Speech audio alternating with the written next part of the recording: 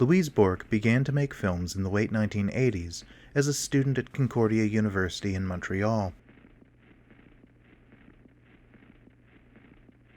However, the bulk of her films were made while living in Boston, Massachusetts, where she also taught at the School of the Museum of Fine Arts.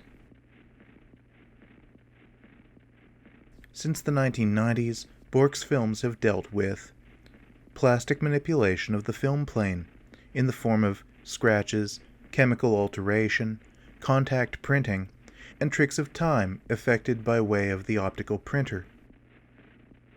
In the mid-2000s, she returned to Canada, where she now lives in Montreal, Quebec.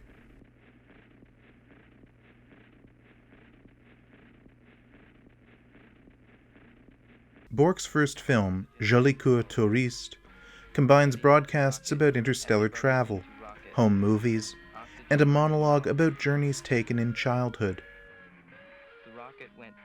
The monologue is repeated and with each repetition becomes stiffer and more self-consciously performed. A man repeatedly grabs a beer from a nearby fridge, slumps in his chair, turns radio dials, dial flips through late-night television broadcasts, all of this seen in the glow of unnaturally saturated color. The blue of the television, a green lamp near the fridge and radio, a red lamp hanging over the figure's recliner. Like the monologue, the sequence is repetitious, as if the man is suspended in the interminable attention of space travel. Oh boy, I like the Earth.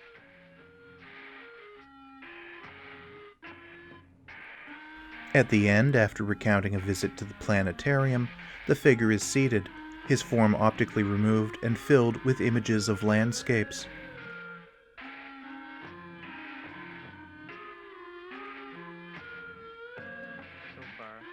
The theme suggested by this final image, of the self riddled with the dust of the past, is one that would persist throughout Bourque's work.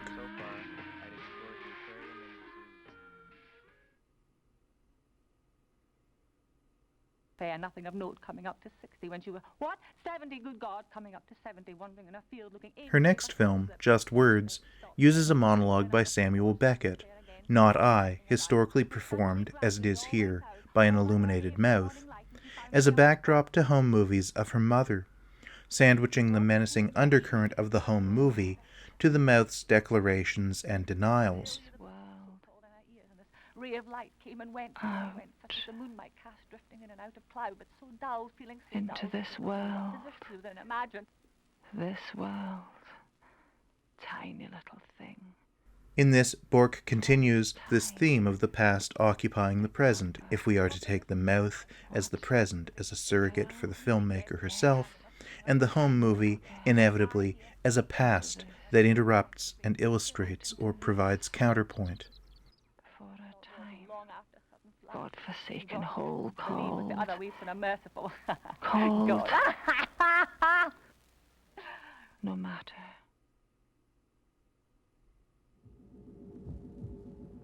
The people in the house is the sole continuation of the style of Jolicoeur Touriste, in its use of primary colored light to develop a stylized alien atmosphere.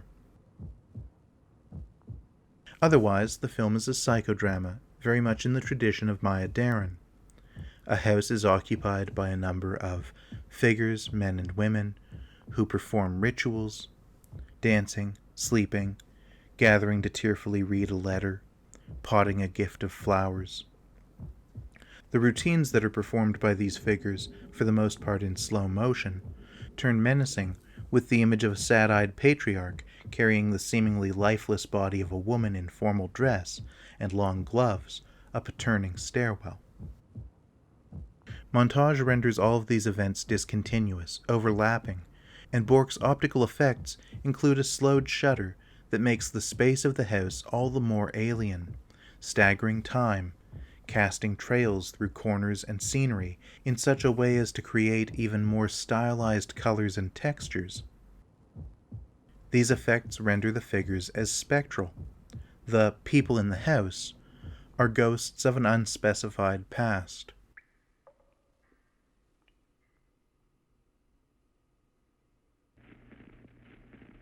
Bourque's work had, from its start, engaged with elaborate optical effects, but she had also balanced these effects with dramatic content in the form of monologues and the presence of actors. With Imprint, these traits are shed in favor of a purely plastic experience. The film draws from footage of the edifice of a family home, seen primarily in photographic negative, first in a pale blue color cast, which changes as Bourque's method of experimentation changes.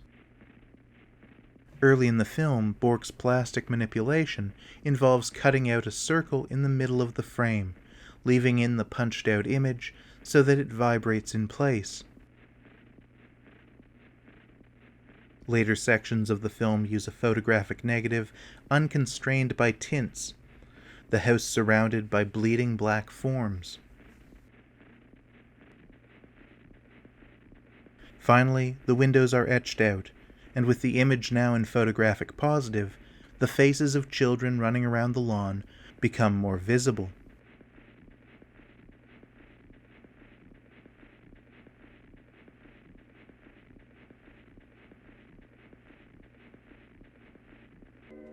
As the soundtrack shifts from gritty, restless noise to the sounds of Enrico Caruso singing A Dream, that distant pastoral anthem of bygone days, the emulsion is rent from the frame, refiguring in quick bursts the shape of the house and making visible the underlying blue and pink of the film strip.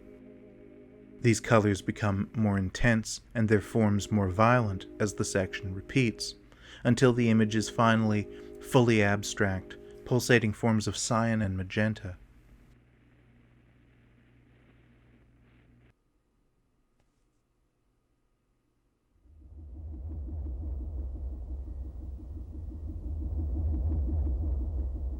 The themes and stylistic traits of this work, this newly plastic, abstract direction in Bourque's films, would continue in Fissures.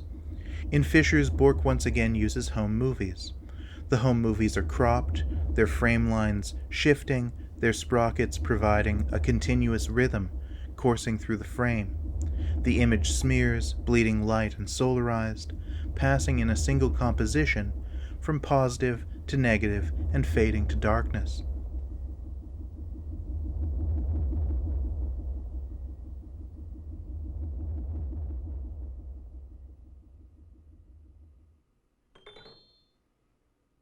Going Back Home likewise uses archival images of home, here in traces of catastrophe. In a sequence of 8 shots, we see a derailed train car, a sunken house, a dog on a roof, a raging inferno in a window, the controlled collapse of buildings, all in a golden hue.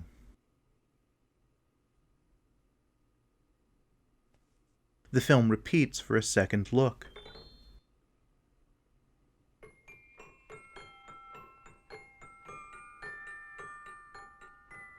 With the comic aplomb of a mellifluous toy piano on its soundtrack, Going Back Home offers a series of homes to which no one can return.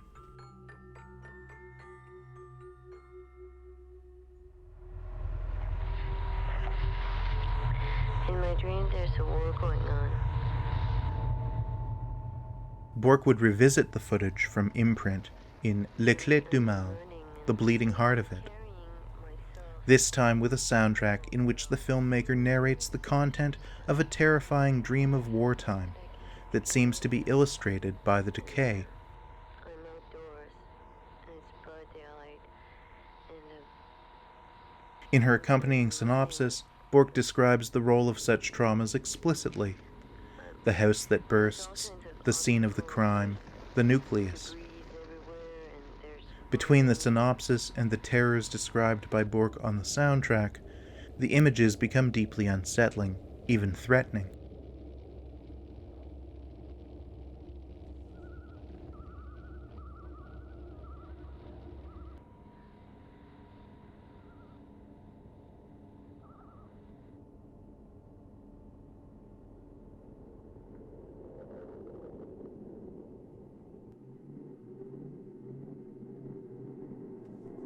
Self-portrait Post Mortem is the first of two self-portraits, this one made from an image of Bourque as a young woman. She occupies the center of the composition in a sequence slowly advancing frame by frame. Her eyes are shut at first, then she stares into the camera. Each frame is eaten away at its edges by mold, each abstraction advancing manually through the shadow of the preceding one.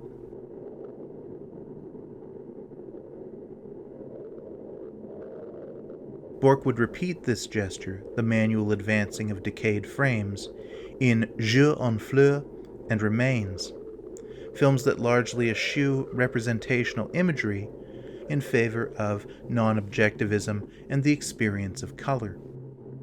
In the case of Jours, fleurs, made using images incubated in menstrual blood for 9 months, there are rich blues and browns, the patina of time achieved by way of her blood. In the case of Remains, yellow and white pair with a brief glimpse of the maternal figure from the people in the house.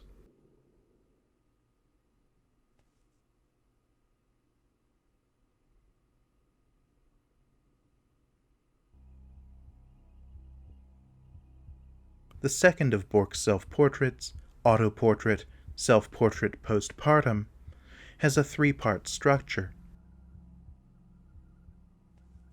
Following a prologue of speech taken from a love letter, the first part begins. It is a long-take self-portrait in a blue light, trained on Bourque's tearful face, with close-ups on her eyes and lips, accompanied by songs by Neil Young, The Supremes, and others.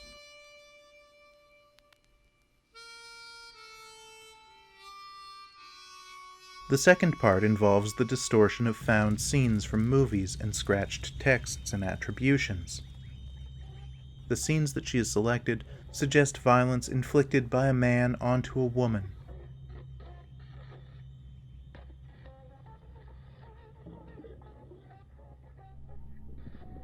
The final sequence involves a further act of self-portraiture, of Bourque underwater, floating ethereally towards liberation from mourning and from yearning. Throughout the film, text communicates a devastating separation, in this case from her former long-term partner, confessional filmmaker Joe Gibbons.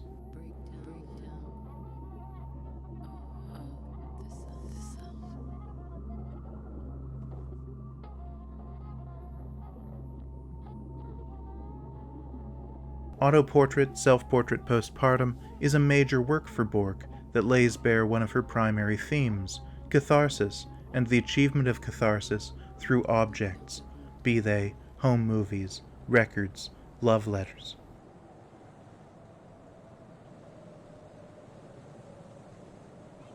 In 2011, Bourque made A Little Prayer, HELP, distinct from her prior work in the speed and aggression of its editing.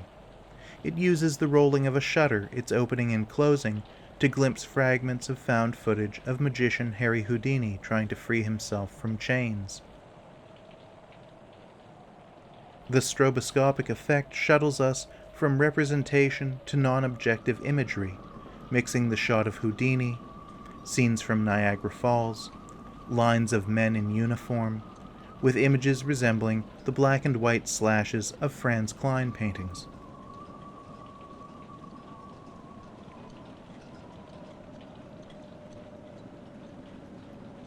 The quick roll of the shutter leaves us in a state of unstable vision that cannot glimpse the whole of any single composition, such that the edges of each image are glimpsed only at the moment when the shutter rolls back, to close and open again on a new image.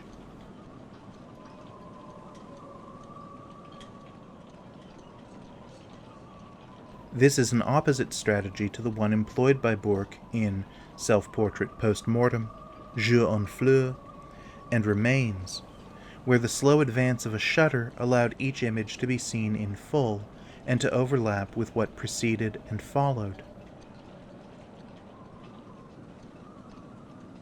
Bourque's work has always played with what was not visible, from her earliest use of the home movie and its mysterious surfaces, to her photochemical abstraction of the image.